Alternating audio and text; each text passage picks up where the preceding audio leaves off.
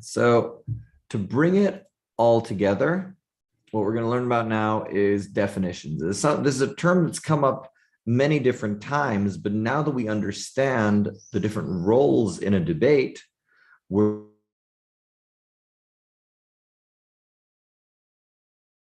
that's going to tie into what we're going to. So today we have a few things that we're going to discuss. First and foremost, we're going to do like a bit of a debate review. We're going to talk about motions and definitions and how that all comes together. We're going to talk then about debate in the classroom. And finally, we're going to have our course reflection, where we'll talk about all the wonderful things we did throughout the course. So debate. Debate, as we know, is different from other types of class disciplines in that there are two sides to a debate. And whether it's multiple speakers or one speaker, there's the element of back and forth. How do we structure this back and forth to be the most conducive to our student participants? How do we instruct them to be a proposition, to be an opposition, to stay focused and really get the most engagement out of this fascinating activity? So early on, we learned about the debate process. We learned about seek, statement, explanation, example, conclusion. We did different drills using this structure of an argument. We worked on different motions as the proposition and then as the opposition, seeing the different types of roles. And for all of these different elements, and we saw it in also the drills that were done at different points, how the definition of words and agreeing what things are makes them debatable, makes it something we can talk about. And that's something which we tracked from the very first lesson all the way to drill, where we practice the different sides, either making the seek argument from scratch or building a seek argument to respond to a different argument, giving us less freedom, but also a more focused goal. We learned about motions. Motion is the topic of the debate. It's a statement and it is the position of the proposition. Whenever we got a motion, unless we were told to oppose it, that was our opinion, whatever we may believe. These are there. The motions are written with this house, like a house of parliament. And if you do formal debate, you will usually say this house.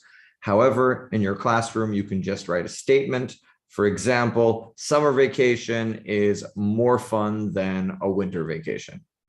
So this house could be confusing. If you want to make debating something a little more formal and more procedural, you can write it with this house. People get used to it pretty quickly. I think by my second debate practice and fourth motion, I was like, oh, this is just how we do it.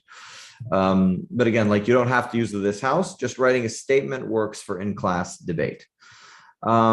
The types of motions, this is something which also comes to definition, is you can choose how closed or open you want your motion to be with your students. A closed motion is debating exactly what is written.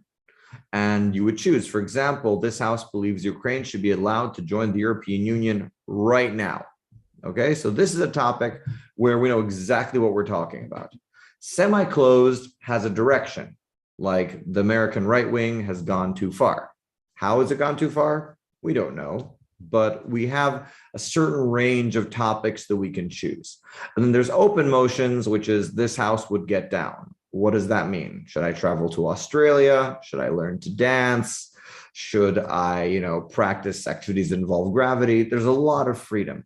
So when you're bringing the statement for the students, how specific you want the discussion to be should be reflected in how clear the statement is and how open it is to interpretation. Finally, we see here with a few examples of motions, and these are all examples, by the way, that you can use for your final project. Not necessarily these examples, but this is the kind of thing. Right, slide 1, this house supports trial by jury. Here are some examples of why trial by jury is a good thing and helpful. Here are some arguments and examples for why it is not. Okay, this house would ban the sale of violent video games. Again, why are video games okay? Why are, like we saw with the climate change drills that we had, where we brought arguments for and against the different types of damage. This house would stop all public transport in Tel Aviv until the COVID-19 emergency ends. Okay, that's a debatable topic. Also banning smoking in public places. Whichever topic you take, show the motion, show the arguments for the sides, then bring examples for the and show that they can engage. And some of them may have no relation to each other. Some may be directly engaging. And just like in real life, it's usually a mix of both. Okay, so these are things that we have touched before. Now, when you're going to have debate with your students, the one thing that when you know the theory, proposition, opposition, is getting the students to define different terms, which allows the debate to be debatable. So it's not enough to have engagement where one side directly responds to the argument of the other side, which we learned a few weeks ago. It's very important. Otherwise, we can have debates that aren't connected. But there are still terms throughout the debate that not defining them leaves things open and come at the expense of the debate.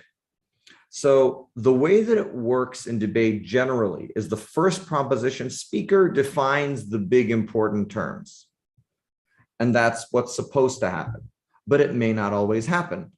And then if a term is floating around, it is really left to anybody in the debate to define it. If, for example, we decide on a motion of, this house would, reduce TV watching time for children. If I don't say what age children is, the first opposition speaker can say that. And if they don't say it, then the next speaker can say it. It can float around, and it's a very different discussion if children are 6 or 16. So within that category, definitions are something which for us as educators can sometimes get away from us because of everything that's happening in a debate. Now, if we don't know the debate rules, proposition, opposition, then we can really get bogged down in definitions, sometimes at the expense of the debate. But for us, we need to understand that for the students to debate, they have to agree on what certain things are. First, they need to know, we're supposed to disagree with each other, but we have to agree on the terminology that we're going to disagree on. We have to decide what consists of a violent video game. We have to decide what ages children. We have to decide what how many hours is. If there is disagreement, by the way, that already is debatable. And that is the opposition form of existence. We think the 3 hours of video game is too much. We think that's not even a problem. Or 3 hours shouldn't be the measure, it should be 6. And that already is a debating point. But when they both agree, that is the foundation for the debate. So the proposition first speaker, when they present the debate, should be doing all the things that we know. They should present a problem, like a world that we see, that we know. Like, okay, this is the world we're in. This is why we're doing the motion. They present the motion. This house would spend less hours on video games. And then comes in the stage of definitions, defining what is a video game, what is how many hours, and so on. And after that, they introduce the seek arguments. And first is define the motion, and then bring your arguments. When the motion was not defined, the arguments can float around, and that makes it more challenging to debate. Interpreting the motion, this is the responsibility of the proposition. They need to decide what they're going to interpret the motion into, just like we have done many times throughout the course. It needs to be something the proposition feels can be debated and won. And this means defining unclear terms. Now, this can happen at any point in the debate. An unclear term can let assumptions be made. And we can imagine that if the students don't define what children is, one group can be referring to 6-year-olds and one group can be referring to 16-year-olds, which is why definitions is not the exclusive purview of the proposition, nor of the first speaker. Definitions can be added throughout the debate, and usually something will be missed. So when you're watching a debate in your class, when you are facilitating a debate drill, just be aware from a teacher perspective that sometimes a lack of definition here or there can result in confusion. And what I do when it's beginner groups, I say, okay, everyone, let's stop a second. What do we mean by children? Well, let's talk about this for a minute. What do we mean by video game? how much is too much? You know, you can have a bit of an informal debate, and then they both say, you know what? We think 3 hours works. You know, 3 hours works. We both feel that we can work with 3 hours. You know, and if they don't agree on the age, say, okay, fine, we're going to work with 6-year-olds for both sides. Now, please adjust your arguments and let's keep going. Okay, clear so far? Okay. And this is why it's something that when a debate team learns to debate, when you're doing this as a participant, the proposition knows they need to define all those terms and everyone tries to roll with it. But when you're teaching, you understand that lack of definition can happen from the first speaker onward. And that's why defining unclear terms is open to anyone, including us as educators, to say, okay, are we really talking about the same thing? Is our debate really existing in the same world? And especially when we start debate with our students, they may define some things and not others. And because, again, this is a debate for students not in a debate club, it's our place sometimes to say, okay, this is a term floating in the debate. Let's decide what this is. Proposition, do you have any ideas? Do you guys have any ideas? One, okay, and let's continue. Now, when we're explaining the problem, like why are we doing what we're debating, here are some questions that can help focus students. Okay, if we're bringing up this topic, we can ask them, why are we debating this topic that we're bringing? The problem is why we're speaking about the motion. And it's okay for the problem to take a few lines of speech to explain. This can really help the proposition and the opposition understand why we're taking the time to do this. So if you feel your students are a bit unclear with your first motion, you can have a guided conversation for why. If you say, for example, this house would reduce the hours of video games, you can say, why would we be debating this? You know, some of you play video games, spend time on your phone, spend time on, you know, Instagram or TikTok or whatever they're watching. Why could this be an issue? And it's interesting that when they don't have to write a speech they're going to present on their own, but rather have a discussion with you, they'll have answers for things that they'll then be able to turn into seek arguments. So when we're easing them into debate, sometimes an informal conversation about the motion can warm them up to then writing down the seek argument that may seem more distant. Now, first of all, the seek structure itself, when you have them use the word because, for example, and that's why, that already helps fill in the sentence. That already helps bring what they're doing together. And it's amazing how requiring the use of the word because will bring you an explanation. And if they learn the for example triggers use of numbers, that will bring them to look for an example. And the same thing here. There's a motion, this house would reduce the hours children spend on video games. Okay, who plays video games? Do you have a younger brother or sister? From what age would you say it should be guided? Things like that. So these types of discussions you can have to warm the class up for their first debate. Defining terms, same motion, look for words that are open to interpretation. These are the words that we have gone through in the different motions that we've had. And the students will see that sometimes it's the words that are the most open that need defining. But the debates that you're going to have, and if you look for, you know, debate topics online, and we'll look a bit at that after our break, you'll see that many of them are pretty accessible, and students' common sense can usually give them an opinion on the topic. And I don't feel that we would choose topics that are so out there, you know, involving information on historical periods or countries that we don't know about. We want it to be accessible, things that are part of their day-to-day lives. Should there be an extra 2 hours of school every day, but another month of summer vacation? I'm sure you'll have opinions on that one. I've you know, you see them like really doing the mental math. Okay, so when it comes to definitions, finding the terms when starting the debate, the definition should be not too narrow and not too wide. So, for example, a debate topic that, you know, generally isn't done in, you know, middle school, but if we're talking about legalizing of drugs, the definition of drugs as alcohol is already legal, doesn't help. And motor oil is something which also would be really not healthy and also something which shouldn't be debated. So when you do pick a motion for the class, give them time to define what it is that they have. Give them time to pick what the terms are going to be. And that will usually set the debate. And given how the motions are, and we saw this especially with the motion that we had last week with the protecting wildlife, if you all remember, wildlife could mean many things, but we see there was an attempt to define it as one specific thing.